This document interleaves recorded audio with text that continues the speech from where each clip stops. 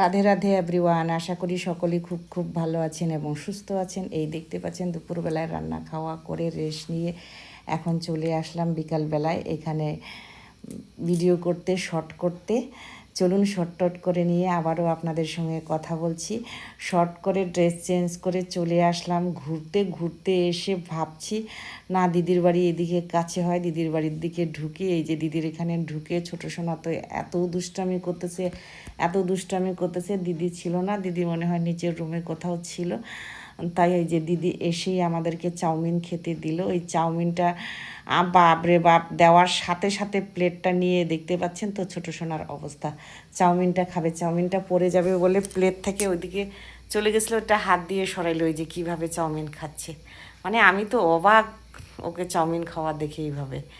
আর যা দুষ্টামি করতেছে এখানে উঠে এত বদমাশি করতেছিল, মানে চিন্তাও করা যাচ্ছিল না। দিদি তো দেখে অবাক হয়ে গেছে, বাবা ও এত দুষ্টু বলে।